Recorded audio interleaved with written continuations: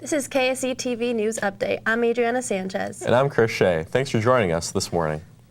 The power is back on after a massive outage. The Keene Sentinel reports thousands of Monadnock region residents lost power this past Monday morning. The power outage affected more than 7,700 customers according to power companies.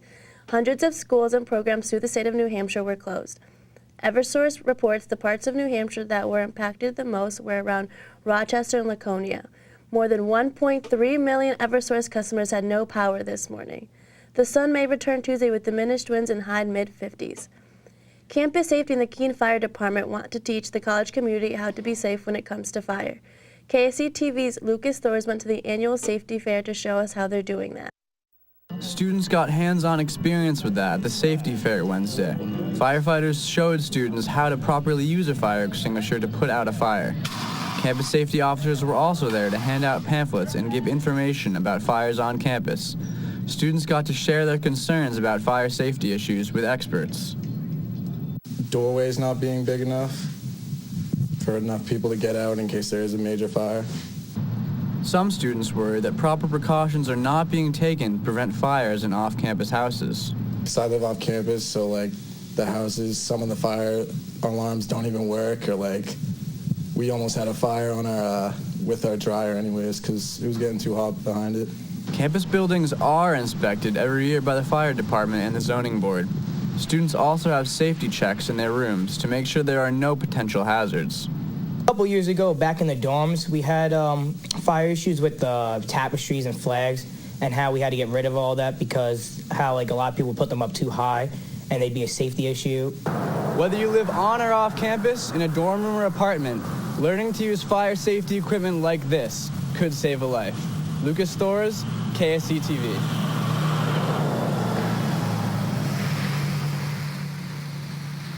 The fair is held every year in September.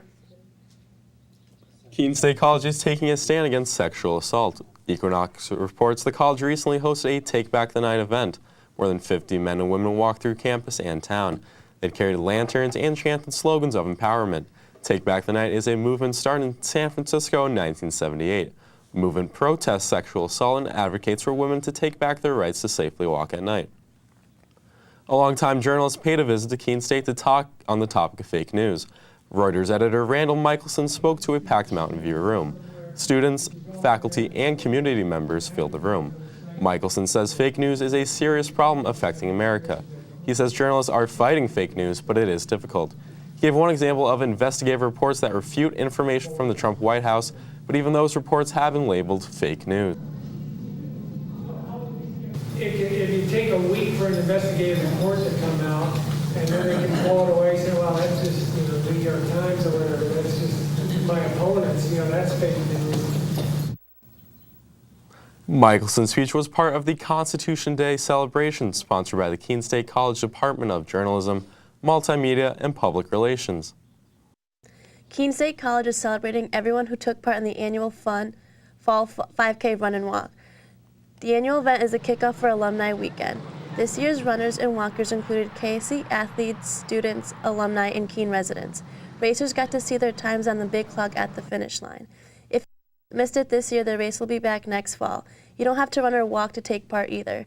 Volunteers are always needed to help run the event and direct traffic for the racers. You may have noticed some new and unique events going on at Keene State College recently. KSE TV's Alexandria Sourman reports the college's after-hours program is working to give students a variety of experiences. It's been a while since KSE has seen professional drag queens perform on campus, but this year, After Hours was determined to make it happen.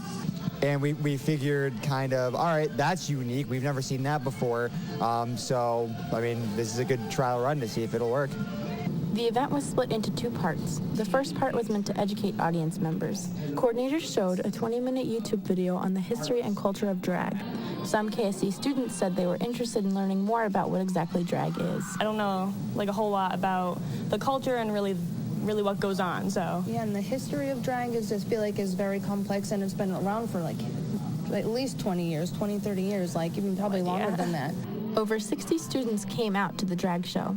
The drag queens performed for almost 2 hours. entertaining and involving audience members the entire time. The drag queens performed musical numbers, dance routines, and even talked about the history of drag.